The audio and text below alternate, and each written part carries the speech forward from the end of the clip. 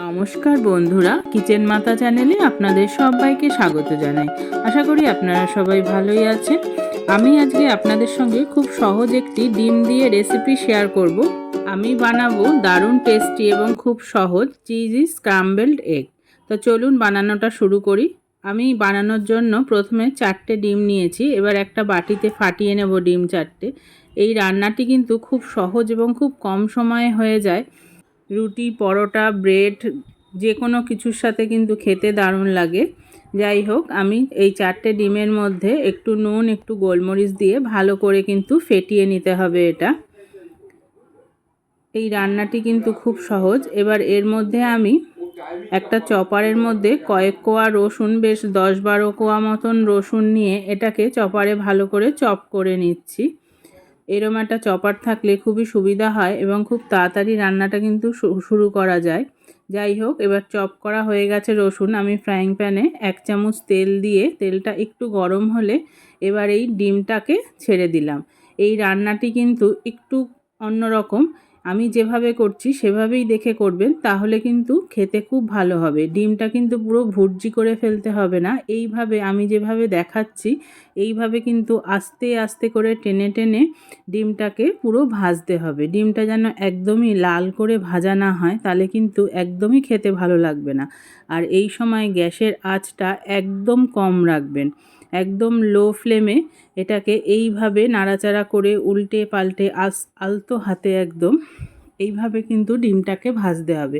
ডিমটা একদম খুন্তি দিয়ে নাড়িয়ে ছোট ছোট করে ঝুরি ঝুরি করে ফেলবেন না, তাহলে কিন্তু ওটা ডিম ভাজি হয়ে যাবে। যাই হোক, এই পদ্ধতিটা, এই স্টেপটা খুব সাবধানে করবেন। এবার এরকম ভাজা যেই হয়ে যাবে তখন এরকম টুকরো টুকরো করে দেবেন। আর ডিমটা যেন নরম থাকে, পুরো যেন শুকনো না হয়ে যায় ভেজে। যাই হোক, এইভাবে নামিয়ে নিয়ে তারপরে 1 চামচ তেল আর 1 চামচ মতন বাটার দিয়ে গরম করে এর মধ্যে আমি রসুন কুচিটা দিয়ে দিলাম। আপনারা এটা পুরো বাটারেও করতে পারেন। আমি একটুখানি তেল দিলাম। এবার এই রসুনটাকে সুন্দর গন্ধ বেরোনো অবধি একটু নাড়াচাড়া করে জাস্ট 1 মিনিট মতন ভাজলেই হয়ে যাবে। ভাজা যেই হয়ে যাবে 1 মিনিট, তখন 1 চামচ ময়দা দিয়ে দিতে হবে এর মধ্যে। এবার ময়দাটা দিয়েও কয়েক সেকেন্ড ভালো করে নাড়াচাড়া করতে হবে ময়দার থেকে সুন্দর গন্ধ বেরোনো অবধি। এবার যেই ময়দা থেকে গন্ধ বেরোবে তখনই অল্প অল্প করে এইভাবে জলটা ঢালবেন। জল কিন্তু একবারে দিয়ে দেবেন না, তাহলে কিন্তু দলা পাকিয়ে যাবে। যাই হোক, এরকম অল্প অল্প জল দিয়ে জাস্ট দেখুন আমি 1/2 কাপ মতন জল দিয়েছি। এর বেশি জল কিন্তু দেওয়ার প্রয়োজন নেই। এবার এর মধ্যে আমি একটু চিলি ফ্লেক্স আর একটু গোলমরিচের গুঁড়ো দিয়ে দিলাম। দিয়ে এবার গ্যাসের আঁচটা মিডিয়াম রেখেই এটাকে অনবরত নাড়তে হবে, নাড়লে এরকম ঘন হয়ে যাবে গ্রেভিটা। তারপরে এর মধ্যে ওই ডিমটা দিয়ে দিতে হবে যেটা আমি ভেজে রেখেছিলাম আগের থেকেই। দিয়ে জাস্ট এর মধ্যে ওই 1 মিনিট মতন নাড়াচাড়া করে মিশিয়ে নিলেই এটা পুরো এরকম শুকনো হয়ে যাবে। তার সব শেষে এর মধ্যে আমি একটা চিজ কিউব নিয়ে, যে কোনো প্রকারের চিজই দেওয়া যেতে পারে, একটা চিজ কিউব নিয়ে আমি এটা উপর দিয়ে দিয়ে দিলাম।